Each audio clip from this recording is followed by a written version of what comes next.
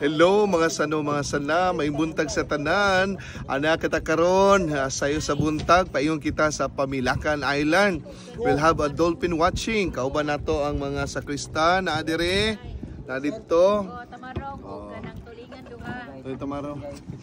Kauban nato ang Mikono family. Daghang salamat. At tangi guys ha, sundi ko niyo ayo pagbiya. Hold on sa ato ang trip to Pamilakan. God bless sa tanan. O mga sano, mga sana, pila na may oras, may dagan ng among pampot, ug excited na ang tanan paingon sa Pamilakan. Hello mga sano, mga sana. Kuan baud kayo paingon sa Pamilakan. Pero ibaw ko nga bisan baud murag hadlok og yutay kay di nating langoy. Nindot siguro ang Pamilakan. See you then. O gibalo ka mga sano, mga sana. Excited yun ang tanan ug unsa ang anaa sa isla sa Pamilakan.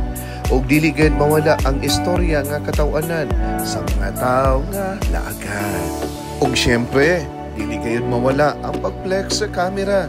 Aron aduna kitay pruweba nga nakalaag gayud kita, di ba?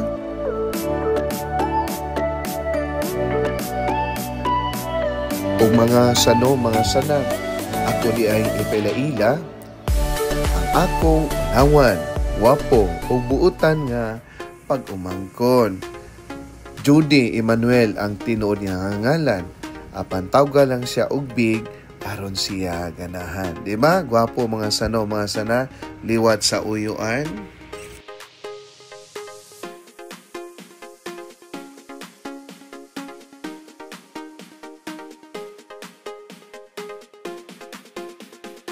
Sano mga sana, ana si Jerson hinubig di rin, hinubig dito, dagan ngari, dagan ngadto. Mga sano, mga sana, hapit na mimiabot. Among nagitanaw ang ilang samang katoliko o minteryo. O diba, mga sano, mga sana, naadaplin sa baybayon sa isla sa Pamilakan. O nausap ang nindot nila nga pangpang. Humanini mga sanong sana, may backing mi. Kano mangita mi, kadungguan. Among kapitan, si Kapitan Alan. O sanong sana, hapit na tamo, dunggo.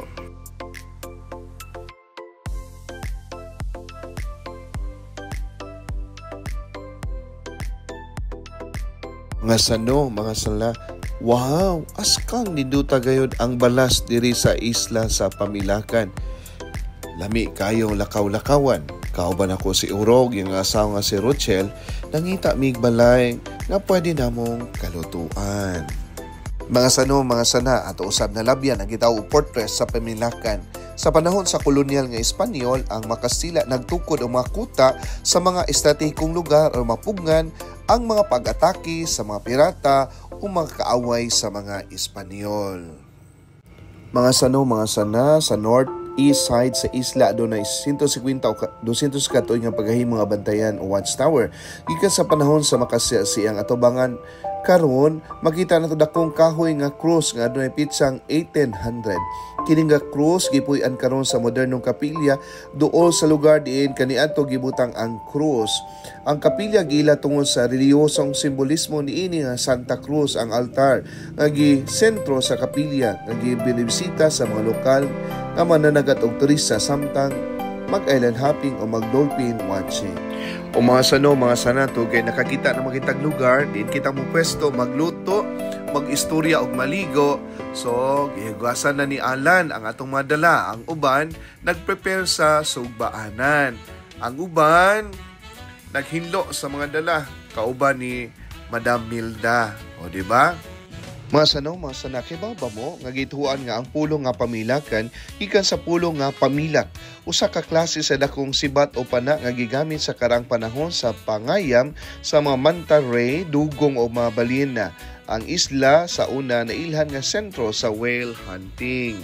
O mga sano, mga sana, tolgay humanamatag luto, humanag pangaji, unsa pa may angay buhaton, di bambam na. Pakas na mga sono, mga sana, mga onita, nindot kayong palibot, lamian kayong mga sudan, og nindot kayong istorya, mga onata. Og mga mga sanatod kay summer pa, o di ba? Ligo ang atong mga kabatanunan, ang atong mga sakristan. Pero nilang lingawa. Tungod sa kainit sa panahon, nagdala sila og pandong. Aron dili mapagtong. Pero enjoy kayo sila mga sana. Nagtampisaw sa dagat ang atong mga kabatanunan. Bisan pa sa lagiting nga kainit. O di ba? Mo na modern nga maligo mga sana. Magdaog trapal sa dagat aron di maitong. O mga sana, pila na may dagan sa oras, mingon ng kapitan Anders o kapitan Uro, nga mamauli na. Kay, pwerte ko nung kusuga sa bawd, ining pauli, ilabi na kong hapon. Mauna, larga na mga sana, o diba, di ta paulahi, kay lisod na kaayo, o mabilin ta sa isla, kay wala bagyod ka tay, klaro nga, kaila, sana. O mga sana, isakay ko sa bangka ni Oro, siya ang among kapitan, o di ba?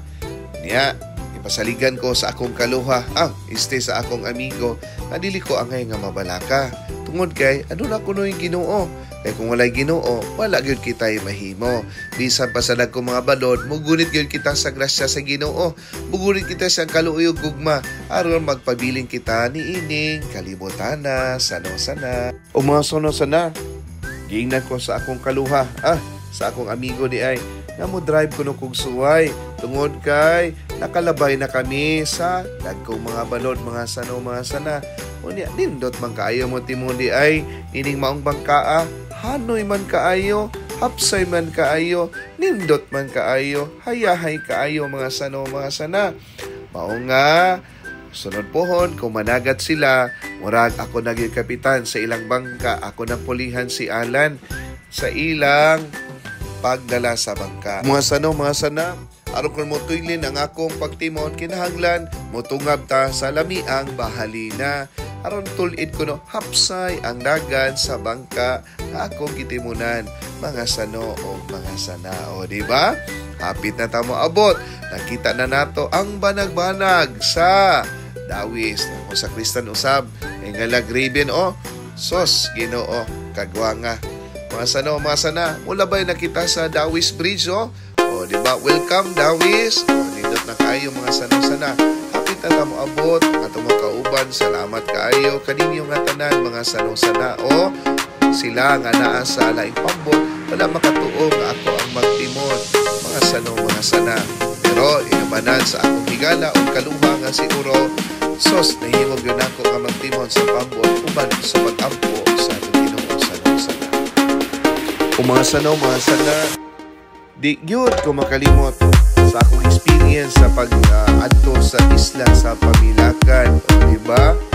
Hinoon wala kami makakitag dolphins aban ang among panag-uban na ba sa dolphins kay nagkanindot mga sana sila may Colog family o na kaduna kong pamilya sa Dawis. May Colog family, salamat kaayo Laminani, Alan o Milda